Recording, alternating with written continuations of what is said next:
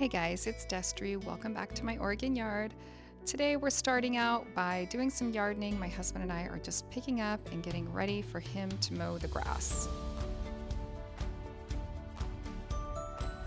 Of course, our Aussie Doodles, Milo and Max, are helping us in this process.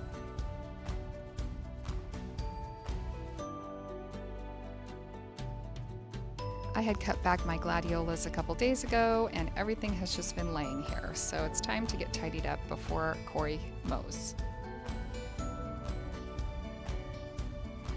I also have this mum that's getting ready to bloom and it's really beautiful, but it was all flopped over, so I tied it up with some string to try to make it a little bit more manageable.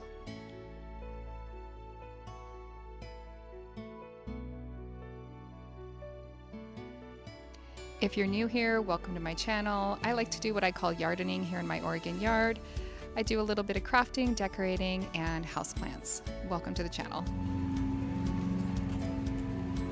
You can hear that Corey started mowing, but it's time for me to harvest these pumpkins. Unfortunately, the vines have powdery mildew, and it's time for me to get these pumpkins off the vine.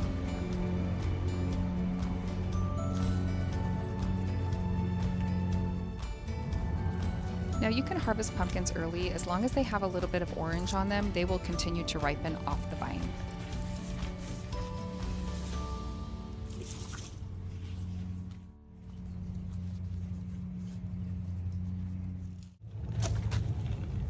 I love this time of year. Tell me in the comments, what is your favorite thing about fall? When I harvest my pumpkins, I know that fall is here, and it's so satisfying to grow and harvest pumpkins. I can't believe I grew all these from seed. It's really, really fun and satisfying.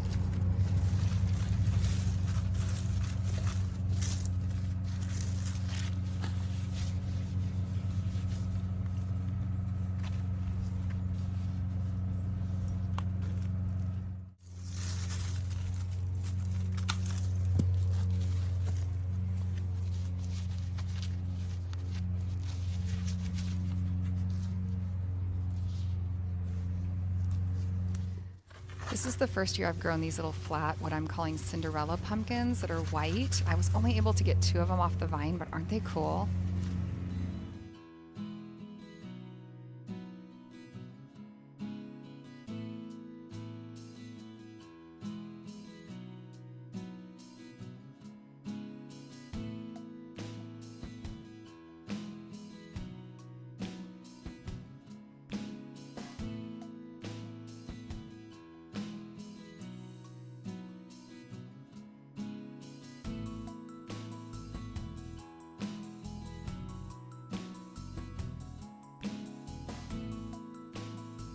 Okay, now that we've got all the pumpkins harvested, it's time to get rid of this foliage. All of these vines are covered in powdery mildew. They're taking over my yard and I am ready to say goodbye to them. So the first thing I'm going to do is gather them all up in the center of this garden bed, and then I'm going to roll them up like a burrito and get rid of them.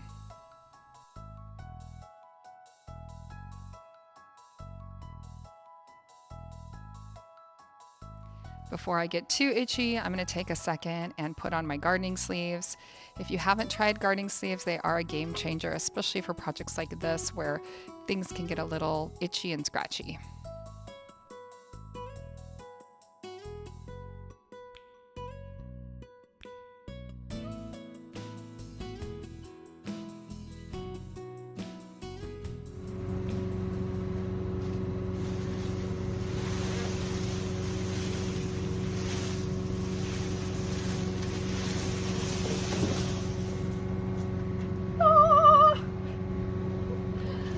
Pumpkin 0, Destry 1. Is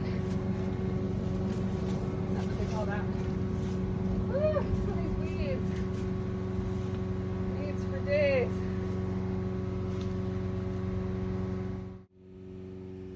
Next up, I'm going to keep harvesting my corn. I decided to wait a few more weeks before I make my shaka fodder, which is going to be my Halloween front entry decor. These are still pretty green, so I'm going to let them stay on the vine for a little bit longer.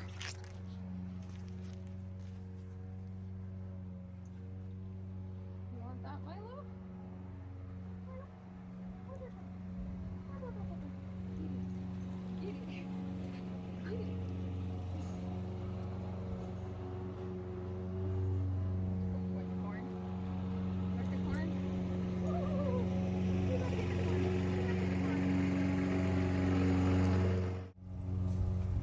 And here it is, my harvest for today. Now I've already done one pumpkin harvest, and all of those pumpkins are in my front entryway. So if you haven't checked out that video, check it out. I will link it in the comments where I do my front entryway for fall. Check out all this corn, so exciting. All right guys, well I went ahead and processed all of the squash that I harvested. I went ahead and put it in the oven for about an hour at 350. And I did flip it once, and I just seasoned it with some garlic salt and salt and pepper. In fact, here I'll show you the seasoning mix that I like. It's called The Blend from Kinder's. And yeah, so I have it on the tin foil. So now what I'm gonna do is just go ahead and transfer it into a freezer safe container. I think I have some up here. And I am a person who freezes things. I do not know how to can, and that's not entirely true. I've tried a little bit with like, I'm trying to get my freezer stuff here. I've tried a little bit with like a pressure cooker before, and everything went bad. It didn't work, and like I got really frustrated. So I just use containers like this, and I will freeze these. And then in the morning of when we're gonna eat these this winter, I just pull them out, they thaw, I warm them up, and it's perfect. So I've never had an issue with freezing anything. I also have some tomatoes that I'm freezing right now, so I'm gonna go ahead and transfer these in and get these in the freezer.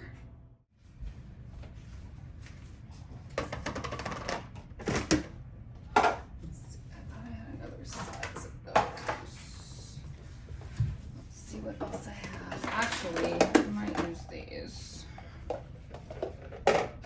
Use these more often though. Let's see what else I've got. Got this one, got that one.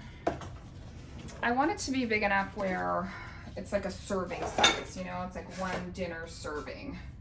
So I think if I use that, well, maybe if I use these two, let's see here. Tin foil makes it really easy. Scoop it up, slide it in. You don't want to waste any of this gorgeous, nutritious squash that I grew. I want my family to eat it. Yeah, I'm going to use these. These are Rubbermaid. We've had them forever. So there's one. And now we could just eat these fresh, but we're doing something else for dinner tonight. So I'm just gonna freeze both of them, and this winter we'll have some delicious, nutritious summer squash. And squash always tastes better in the winter too, because like you haven't had it. Like my kids are sick of squash right now, because we've been having it like every night and all summer long now for a couple months. Get that one in there. And cleanup is a breeze-ish. I'm just gonna throw these out.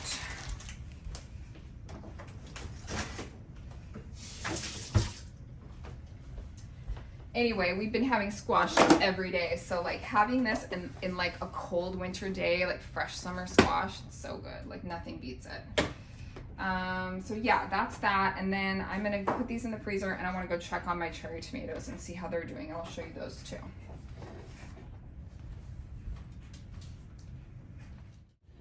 Okay, so we're gonna head out into the garage. Pardon my garage, it is a mess. It is a garage. No glamour shots here. And my freezer is full. Hoo-yah. Okay, so here's my cherry tomatoes. I put them in here earlier. They're back there. So what I do is I lay them down, I freeze them like this so they don't all like stick together. And then I am just gonna put these, in fact, I'll probably take the stems off. I should have done that, but I'm gonna take the stems off, and then yeah, these are perfect. And I'm just gonna pop them in a freezer bag, and that way I can use them this winter. They're great to add to stir fries or soups or whatever. You can see other stuff I have in here. Here's all my peas that I preserved. These are my green beans that I just put in. Again, just packaging them up as like one serving size for dinner. And but I'm gonna pull these out and get these in a freezer bag, and I'm gonna put in my squash that I just made. I'm gonna have to move these Eggos out of the way. Move over, Eggos. I got fresh summer squash coming. All right, so those are gonna go in the freezer, and I've got 2 sides or meals for, yeah, for this winter. And for the tomatoes, I'm just gonna pop them in a freezer bag and get them in here too.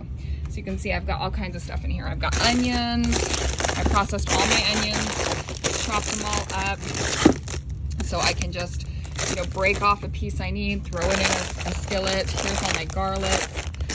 So I do a lot of freezer preserving. So tell me in the comments, how do you like to preserve your harvest? Do you do canning? Do you do freezing? How does that work for you and your family?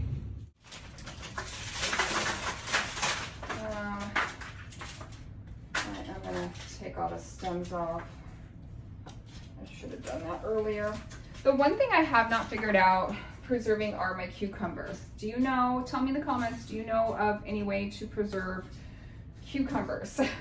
I feel like cucumbers might be one of those things you just have to eat when they're ripe.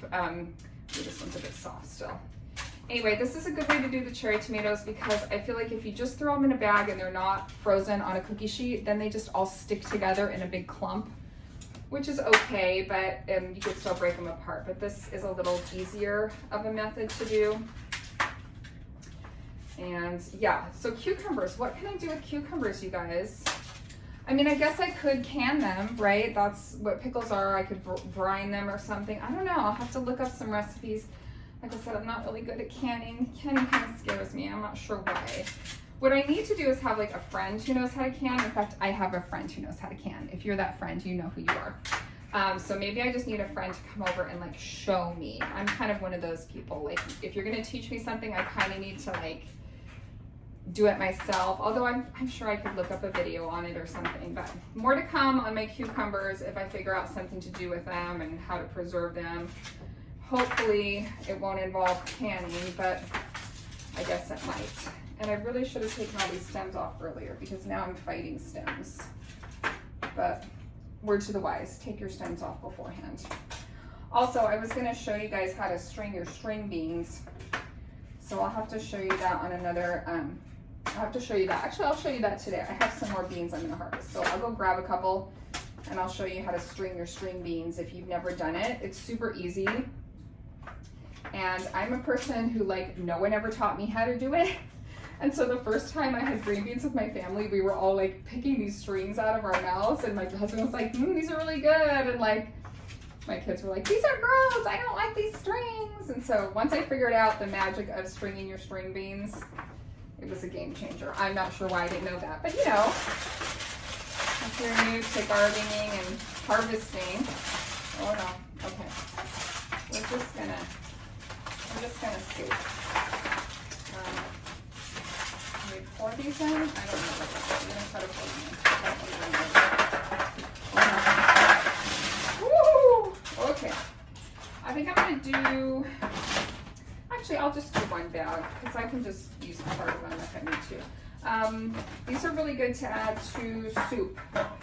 Because basically if you add it to soup and you don't like the skins, they come to the top and you can just fish them off the top and you still get that nutrition. And that's kind of what, for me, that's important. Like I'm growing all this stuff, it's fresh from my garden. I want my kids to get the nutrition. Like these are packed full of vitamin C. When we eat them fresh, I call them, to my kids, I call them vitamin C bombs because they're so good for you. So I want to be able to preserve them. So I'm gonna go throw these back in the freezer. And then I'll go grab my green beans and I'll show you how to string beans. All right guys, so here is my green bean, okay, or what are called a string bean. So this is what they look like when you harvest them. Now you can harvest them when they're smaller and they're much more tender. I always tend to wait till they're a little bit bigger, but it's really up to you. If you want them more tender, then get them like this. If you want more bang for your buck, let them go a little bit. Don't let them go too much past this though. Then I'm gonna take the top and I'm just gonna crack it. Now, they see this like moon shape, so you wanna crack it backwards from the moon, and then you're gonna pull that string, I almost got all of it, and then this part, you pull in. See how that works? And then I break them in half like this. Sometimes I get a little more, that was the rest of that string I didn't get, see that? And then these go in a bowl, and then you can either throw them in a pot, boil them, and eat them fresh, or you can pop them in a freezer bag and freeze them. So let me show you that again. So sometimes it's kind of hard to find that moon shape, like this one's a little bit backwards, but wherever this is going, like keep it going in that same direction. String that off. Grab this side if you can and string that. Break them in half just to make sure you got the strings, and sometimes you can find a couple more. So one more time, let's see. And if you go the wrong way, it's not the end of the world. You'll be able to grab the string. If you break it in half, you'll definitely get that string. And again, if they're little baby ones like this, there's not much of a string here. You can break them in half if you want. But if they're bigger, you want to string them. See how those ones aren't that big? The beans, they look white right now, but when you boil them, they're gray. So it's kind of fun with my kids. They're delicious, and you can shell them too. Like you could do this, but I do them like this. But the beans themselves, when you bake them or broil them, they'll be gray. So it's really kind of weird to eat gray beans, but they're delicious. So anyway, I'll show you a picture. I'll pop a picture on the screen. I did like a ton of these this morning and popped them in my freezer, and now they're ready to go. And that's also really good for the plant because that's going to signal the plant to produce more. Now, I don't know if I'm going to get any more flowers on my plant for it to keep going, but the ones that are tiny will, the energy of the plant will go into those ones instead of, some of these big ones that are already done. So anyway, that is how you string beans. Now you know, in case, like me, your mama never taught you. Here's a couple more pictures of what I was able to harvest today. Thanks for watching today's video. If you liked it, please like and subscribe, and I hope you're having a wonderful time in your fall garden. I'll see you next time. Bye.